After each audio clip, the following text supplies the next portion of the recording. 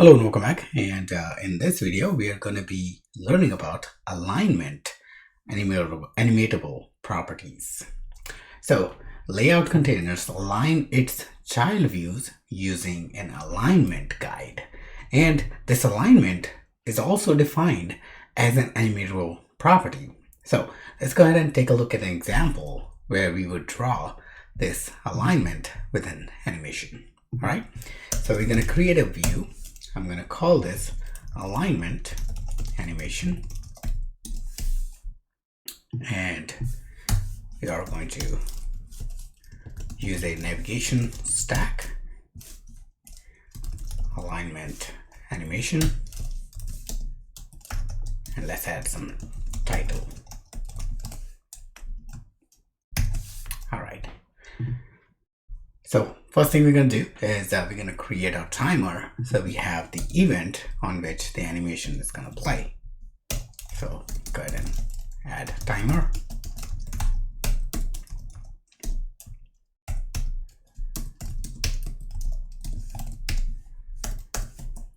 Make sure to auto connect so we can our timer publisher starts to publish these events. Now what we're going to do is we have three alignments. We have alignment for our VStack, we have alignment for ZStack and HStack. So we're going to create three variables representing those three alignments, and these variables are going to be state variables or state properties. So we can change them dynamically.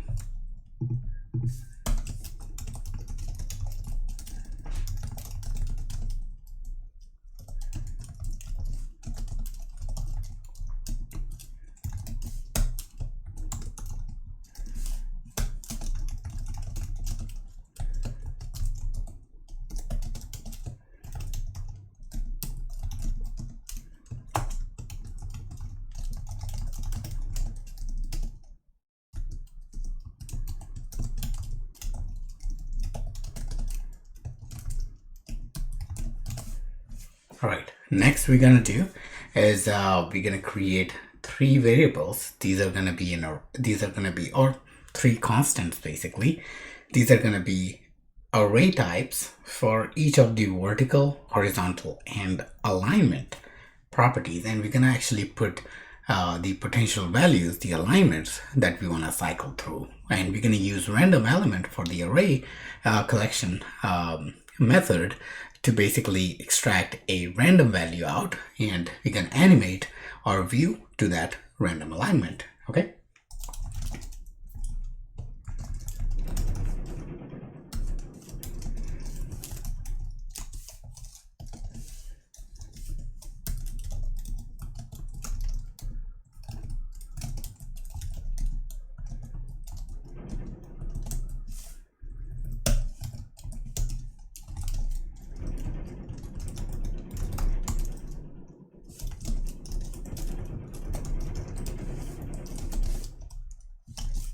Alright, so next one is horizontal alignment, and now you get the idea. So I'm going to copy and paste those two alignments for the H alignment and Z alignment.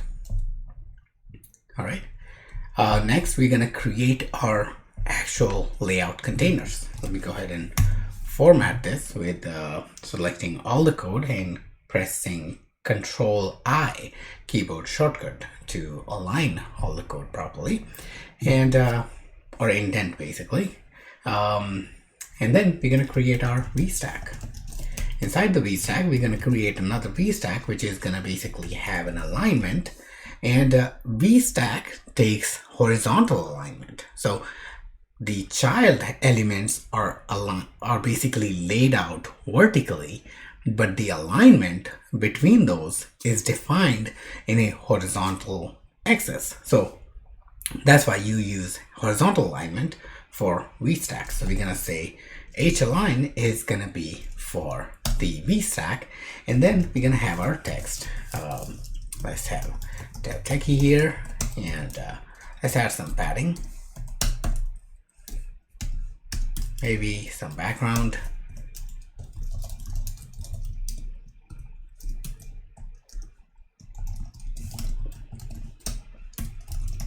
and we're gonna clip shape capsule. All right. And what we're gonna do next is we're gonna create a rectangle. So what happens is whenever you draw something on VStack, it only takes as much space as needed to lay out its item. So if you try to animate your alignment, it's not going to work because your view size, basically the container size, which is VStack, is going to be same as your child view's size. So there's no way to move around. Even though the animation is going to play, it's not going to be visible to your eye. So in order to make that, like, animation visible and alignment to take place, we're going to add a rectangle, which is going to take on the entire width. And rectangles or shapes are greedy in nature. So whenever they're drawn inside a view, they always take as much space as possible. So watch, if I draw a rectangle, what happens? It tries to take as much space as possible. Now, I'm gonna basically define a height here with the frame. And I'm gonna say this rectangle is gonna be only 1 point high. Okay, so it's just gonna be a line. And now with this change, we actually have our view, our VStack expanding, like, for the entire width. Now what this gives us is basically ability for our view to move around whenever the alignment changes, and we can visualize that. So let's go ahead and add an animation here. We're gonna add an animation on we're gonna add a spring animation. Let's add namping fraction. It looks kind of like nice, so I'm gonna put that one in there. And I'm going to use HAlign as the value to observe for the animation. All right. And for on receive, we're going to basically observe the timer, and we are going to basically update the value of HAlign. Now HAlign is our basically horizontal alignments. So horizontal alignments dot random element. Now this can return a nil property. So we're gonna default it to center. All right. With that change, watch our animation play whenever our alignment changes. So your alignment is not only taking basically the effect, just like moving stuff, but it's animating. So it's like basically interpolating between values until it reaches to the end value, which is defined by the alignment. All right, so this is a great example. Let's go ahead and copy and paste this, and I'm gonna put an HStack and supply a VStack, and I'm gonna give this guy a width rather than height.